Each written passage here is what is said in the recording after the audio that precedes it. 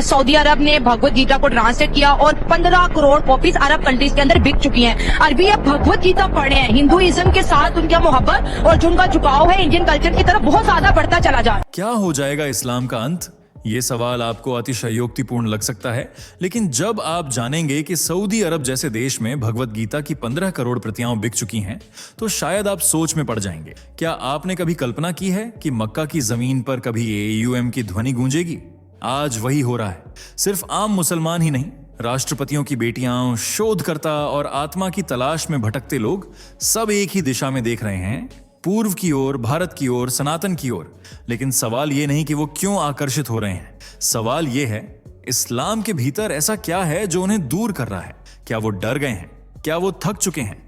या फिर अब उन्हें वो ज्ञान मिल रहा है जिसे सदियों से दबा दिया गया था? इस वीडियो में हम उन तथ्यों से पर्दा उठाएंगे जो ना मीडिया दिखाता है, ना मदरसे पढ़ाते हैं। और अगर आप अभी तक सिर्फ कहानी के बहाव में बह रहे थे, तो अब तैयार हो जाइए, क्योंकि जो आगे आने वाला है वो आपकी सोच की पूरी दिशा बदल सकता है। रुकिए मत, स्किप मत कीजिए, क्योंकि आज जो आप जानेंगे वो किसी किताब या टीवी डिबेट में नहीं मिलेगा। वीडियो में आगे बढ़ें उससे पहले आप सभी से एक छोटी सी गुजारिश है। कृपया कमेंट करके जरूर बताएं कि आप भारत के किस शहर या गांव से इस वीडियो को देख रहे हैं। हमें जानकर खुशी होगी कि ये आवाज देश के किन किन कोनों तक पहुंच रही है और कहां कहां से हमारे सनातनी भाई बहन इस जागरण से जुड़ रहे हैं। क्या आपने कभी सोचा था कि सऊदी अरब जैसे कट्टर इस्लामी देश में भगवत गीता की करोड़ों प्रतियां बिकेंगी? जी हां, ये कोई अफवाह नहीं, एक सच्चाई है जिसे सुनकर बड़े बड़े इस्लामी मौलवियों की नींद उड़ गई है। सऊदी सरकार ने न केवल गीता का अनुवाद कराया, बल्कि 15 करोड़ कॉपियां पूरे अरब जगत में बिक चुकी हैं। वहां के लोग अब संस्कृत नहीं, संस्कृति को समझना चाह रहे हैं। एक समय था जब भारत को काफिरों की जमीन कहा जाता था, और आज उसी भारत के शास्त्र, उसी सनातन धर्म की ओर पूरी दुनिया झुक रही है। और यह केवल सऊदी तक सीमित नहीं है। मिस्र, ईरान, तुर्की, इंडोनेशिया, लेबनान, इन सब देशों में एक अदृश्य लेकिन तीव्र लहर चल रही है। यह लहर है इस्लाम से विमुक्ता की और सनातन की ओर आकर्षण की। लेकिन ऐसा क्यों हो रहा है? क्या वजह है कि वो मुसलमान जो पीढ़ियों से कुरान और हदीस के अनुसार जीते आए, अब हिजाब फेंक रहे हैं, मस्जिदों से दूरी बना रहे हैं और भगवत गीता के श्लोकों में आत्मा की शांति खोज रहे हैं? क्या ये इस्लाम का अंत है या फिर ये धर्म का एक नया प्रारंभ? आज हम इसी रहस्य पर से पर्दा उठाएंगे, वो सच्चाई जो आपको न तो मीडिया दिखाता है और न ही इस्लामी राष्ट्र स्वीकारते हैं। हम आपको दिखाएंगे कि कैसे मुस्लिम देशों के भीतर ही इस्लाम धीरे धीरे टूट रहा है और सनातन का सूर्य उदित हो रहा है। लेकिन एक वादा करें, इस वीडियो को अंत तक जरूर देखें, क्योंकि आज आप जानेंगे वो बातें जो कभी खुलकर नहीं कही जाती। और हाँ, जय श्री राम लिखना मत भूलिएगा अगर आप भी चाहते हैं कि सत्य और धर्म की विजय हो। दुनिया के सबसे बड़े रिसर्च संस्थानों में से एक प्यू रिसर्च सेंटर की एक रिपोर्ट के मुताबिक इस समय इस्लाम दुनिया का दूसरा सबसे बड़ा धर्म है। और अगर जनसंख्या की वृद्धि दर देखी जाए तो कहा गया है कि सन 2070 तक इस्लाम अनुयायियों की संख्या के लिहाज से दुनिया का सबसे बड़ा धर्म बन सकता है। लेकिन रुकिए, यहीं पर शुरू होता है वो विरोधाभास जो मीडिया छिपा लेता है, क्योंकि आंकड़े सिर्फ सिर गिनते हैं, दिलों में चल रही हलचल को नहीं। प्यू की उसी रिपोर्ट के गहरे विश्लेषण से पता चलता है कि दुनिया भर में इस्लाम छोड़ने वालों की संख्या भी रिकॉर्ड स्तर पर है, खासकर उन देशों में जहां धर्म की स्वतंत्रता है। अमेरिका में करीब 25% मुसलमान जो मुस्लिम परिवारों में जन्मे थे, अब खुद को इस्लामी पहचान से अलग बता रहे हैं। 6 लाख से अधिक अमेरिकी मुसलमानों ने या तो इस्लाम त्याग दिया है या फिर किसी धर्म को न मानने का रास्ता चुना है। जर्मनी में हर साल 20 से 25 हजार लोग इस्लाम का त्याग कर रहे हैं। ब्रिटेन में यह संख्या और भी चौंकाने वाली है, हर साल 1 लाख से 1.5 लाख के बीच। क्या आप सोच सकते हैं? जिन देशों में धार्मिक स्वतंत्रता है वहां लोग खुलेआम इस्लाम को छोड़ रहे हैं, जबकि जिन मुस्लिम देशों में कठोर इस्लामी कानून हैं वहां यह एक अदृश्य विद्रोह बन चुका है।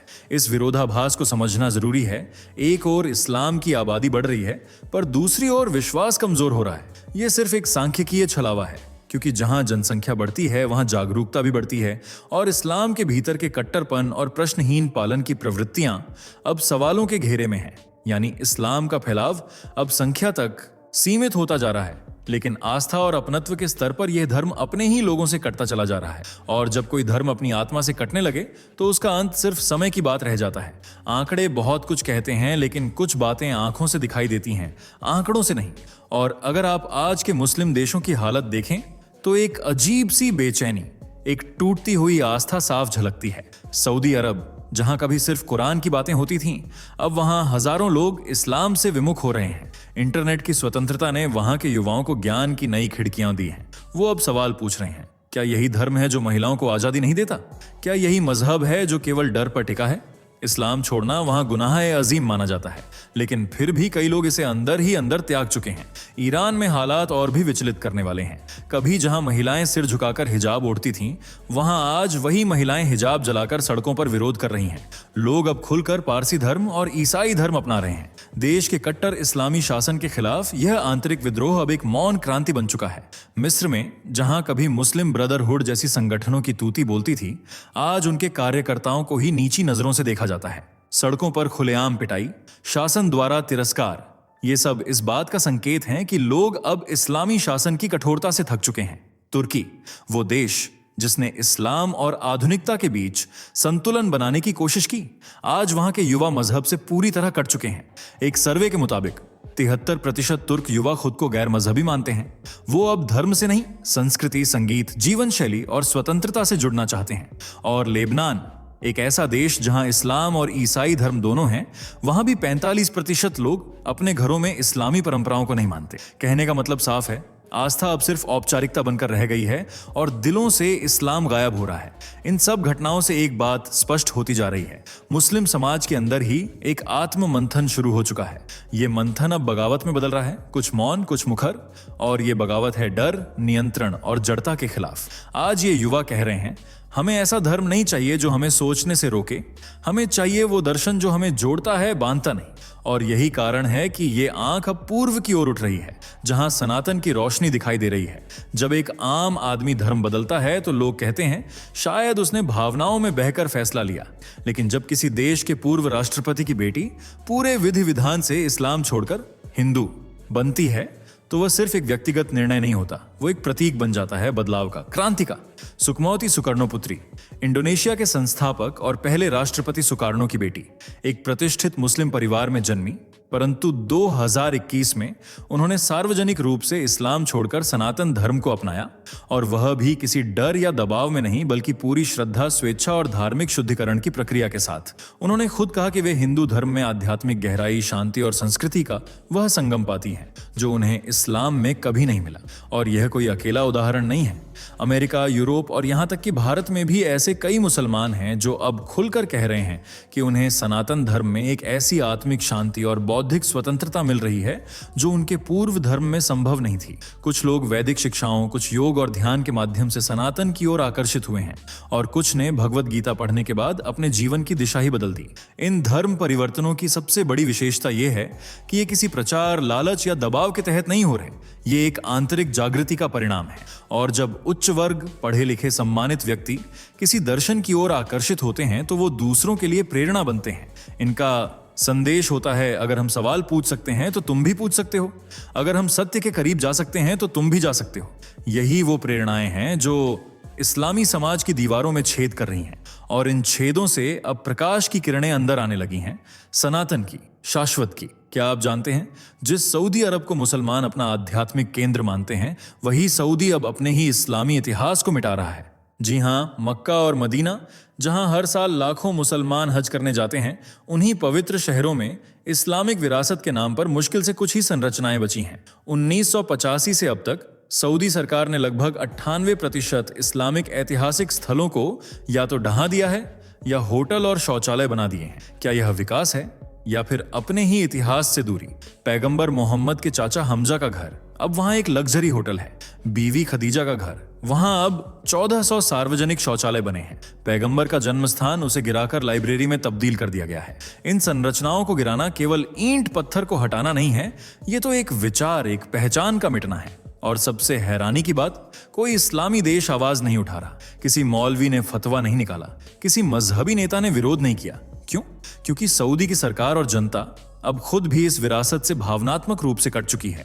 वे अब धार्मिक कट्टरता की जकड़न से आजादी चाहते हैं, और यह विकास उसी दिशा में उठाया गया कदम है। कट्टरपंथ की बात करें तो वह अब सिर्फ एक राजनीतिक औजार बनकर रह गया है। इस्लामी कानूनों के नाम पर लोगों को नियंत्रित किया जाता है, लेकिन भीतर ही भीतर वो लोग अब इन्हीं कानूनों से घुटन महसूस कर रहे हैं। महिलाएं हिजाब फेंक रही हैं, युवा शराब पी रहे हैं, रॉक म्यूजिक सुन रहे हैं, मस्जिदें खाली पड़ी हैं और मौलवी सिर्फ कैमरे के सामने भाषण दे रहे हैं। यानी मजहबी ढांचे अब सिर्फ दिखावे के लिए बचे हैं और जो कभी इस्लाम के सबसे पवित्र स्थान थे वहां अब धर्म नहीं, व्यवसाय का बोलबाला है। और यही विडंबना इस धर्म के अंत का संकेत है, क्योंकि जब कोई सभ्यता अपने अतीत से खुद ही नाता तोड़ती है तो वो अपने भविष्य को खो देती है। आज सऊदी अरब, जो इस्लाम का झंडा बरदार था, वही अब दुनिया को यह संदेश दे रहा है, हमें अब इस विरासत की नहीं, आजादी की जरूरत है।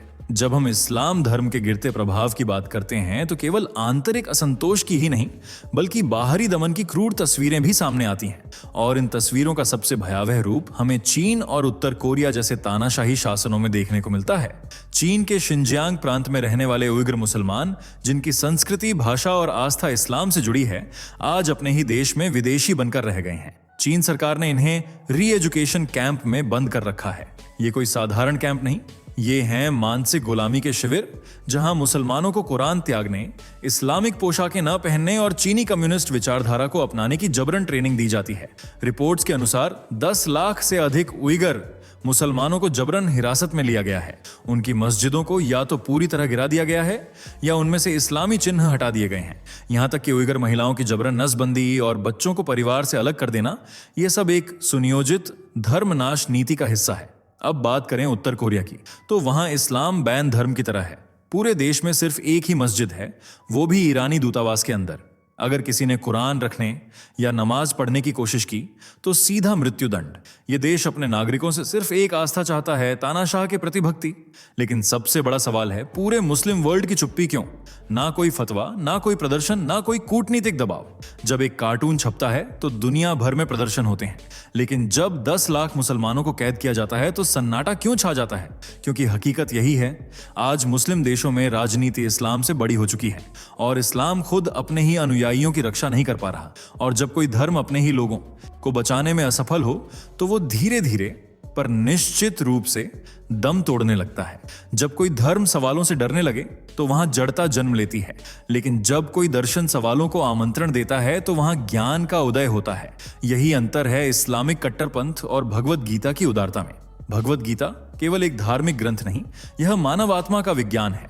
जब दुनिया के लोग, विशेषकर मुसलमान, इस ग्रंथ को पढ़ते हैं तो वे चौंकते हैं। उन्हें पहली बार लगता है कि धर्म भय नहीं, मुक्त करता है। गीता में भगवान श्री कृष्ण कहते हैं, यदा यदा हि धर्मस्य ग्लानिर्भवति भारत अभ्युत्थानम धर्मस्य तदात्मानं सृजाम्यहम्। अध्याय 4 श्लोक 7। जब जब धर्म की हानि और अधर्म की वृद्धि होती है तब तब मैं अवतार लेता हूं। क्या यह श्लोक उस समय की भविष्यवाणी नहीं है जो हम आज देख रहे हैं? जहां धर्म के नाम पर हिंसा, आतंक और असहिष्णुता फैल रही है, वहीं एक शक्ति है जो पुनः जाग रही है, सनातन की। एक और श्लोक, कर्मण्येवाधिकारस्ते मा फलेषु कदाचन मा कर्म फल हेतुर्भूर्मा ते संगोस्त्व कर्मणि। अध्याय 2 श्लोक 47। इसका अर्थ है, चे तुम्हारा अधिकार केवल कर्म पर है, फल पर नहीं। यह शिक्षा बताती है कि आत्मा का विकास सेवा और कर्तव्य के माध्यम से होता है, न कि स्वर्ग और नरक के डर से। अब इसको इस्लाम के संदर्भ में देखिए, जहां हर कर्म की प्रेरणा या तो जन्नत की आशा है या जहन्नुम का डर। जहां सवाल करना हराम है, वहां आत्मा की स्वतंत्रता कैसे जन्मेगी?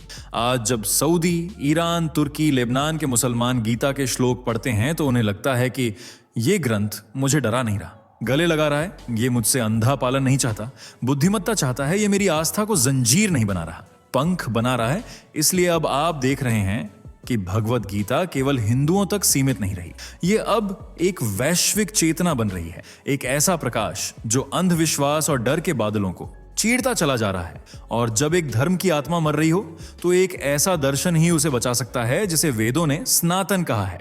जिस सनातन धर्म को एक समय विदेशी आक्रांताओं ने काफिरों का धर्म कहकर तिरस्कृत किया, जिसे तोड़ने के लिए तलवारें उठाई, मंदिर जलाए गए और शास्त्र छीन लिए गए, आज वही सनातन दुनिया के कोने कोने में पुनर्स्थापित हो रहा है। संयुक्त अरब अमीरात, यूएई जैसे इस्लामी देश में अब भव्य राम मंदिर बन रहा है। जहां पहले अजान के सिवा कुछ सुनाई नहीं देता था, अब वहां एयूएम की गूंज सुनाई दे रही है।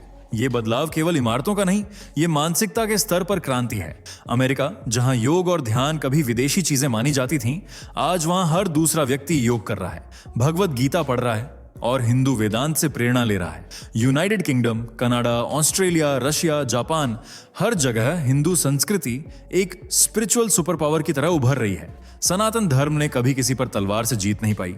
उसने हमेशा ज्ञान से जीता है, करुणा से, ध्यान से और सबसे बढ़कर सत्य से। आज दुनिया थक चुकी है उस कट्टरपन से जो जन्नत और जहन्नुम के नाम पर बांटता है। अब लोग एक ऐसे धर्म की ओर आकर्षित हो रहे हैं जो कहता है वसुधैव कुटुंबकम, पूरी धरती एक परिवार है, सर्वे भवन्तु सुखिनः, सब सुखी हों। इस सनातन पुनर्जागरण की सबसे बड़ी विशेषता यह है कि यह हिंसा से नहीं, आकर्षण से हो रहा है। लोग मजबूर होकर नहीं, प्रेरित होकर हिंदू बन रहे हैं। आज भारत में बने मंदिर अब टोक्यो से लेकर टेक्सास तक, अब्बू ढाबी से लेकर ऑस्ट्रेलिया तक एक नई चेतना के स्तंभ बन चुके हैं। और ये सिर्फ इमारतें नहीं, ये हैं संस्कृति के गढ़, आत्मा के मंदिर, जहां भीतर से टूटे लोग बाहरी शांति की नहीं, अंतर मन की शांति खोजने आ रहे हैं। सनातन धर्म अब केवल भारत की चीज नहीं रहा, ये अब मानवता का मूल धर्म बनता जा रहा है। और अगर दुनिया का सबसे बड़ा इस्लामिक मुल्क इंडोनेशिया भी अब धीरे धीरे हिंदू धर्म की ओर झुकने लगे, तो समझ लीजिए ये अंत नहीं, शुरुआत है। सनातन का पुनर्जागरण अब रुकने वाला नहीं। तो अब जब आप पूरी सच्चाई जान चुके हैं, तो एक सवाल आप खुद से पूछिए, क्या ये सिर्फ इत्तेफाक है? क्या ये सिर्फ कुछ देशों की व्यक्तिगत घटनाएं हैं, या फिर ये एक वैश्विक चेतना का संकेत है, एक ऐसा परिवर्तन जो अब रोका नहीं जा सकता? एक और इस्लाम है जहां से आस्था धीरे धीरे खिसक रही है, जहां डर, दमन और परंपरा के नाम पर मानवता को कैद किया गया है, जहां के लोग अब अपने धर्म से खुद उब चुके हैं। और दूसरी ओर सनातन है, जिसे मिटाने की कोशिश हजारों साल चली, लेकिन जो हर बार और अधिक तेजी से उठा, जिसने कभी तलवार नहीं चलाई, पर फिर भी आज पूरी दुनिया उसकी ओर खींची चली आ रही है। आज का मुसलमान जो कल तक अंधभक्ति में डूबा था, अब सवाल पूछ रहा है, अब जवाब ढूंढ रहा है, और अब उसे उत्तर सनातन में मिल रहा है। ये केवल धर्म परिवर्तन नहीं है, ये है एक मानसिक क्रांति, एक आध्यात्मिक पुनर्जन्म। और अब ये सिर्फ कुछ लोगों तक सीमित नहीं रहा, यह एक लहर है जो अरब से उठी, तुर्की से गुजरी, ईरान को झकझोर गई और अब पूरे विश्व को अपने भीतर समेटने को तैयार है। और इसलिए अब वक्त है कि हम भी जागें, अपनी सभ्यता को केवल स्मारक न समझें, उसे जिएं, फैलाएं, गर्व करें। अगर आप चाहते हैं कि सनातन का यह उजाला पूरी दुनिया तक पहुंचे, अगर आप मानते हैं कि हिंदू धर्म ही मानवता का मूल धर्म है, तो इस वीडियो को लाइक करें, शेयर करें और कमेंट में जोर से लिखिए जय श्री राम, क्योंकि आपकी एक आवाज, एक टिप्पणी, एक शेयर इस लहर को सुनामी में बदल सकता है। मिलते हैं अगले वीडियो में, तब तक याद रखिए, धर्म जीतता है जब डर हारता है और सत्य हमेशा सनातन होता है। जय हिंद, जय श्री राम। दोस्तों, आपके स्क्रीन पर 2 और वीडियो दिख रही हैं, जिसे देखने के लिए आप स्क्रीन पर क्लिक करें। दोनों देखिएगा, बहुत अच्छी वीडियो बनी है।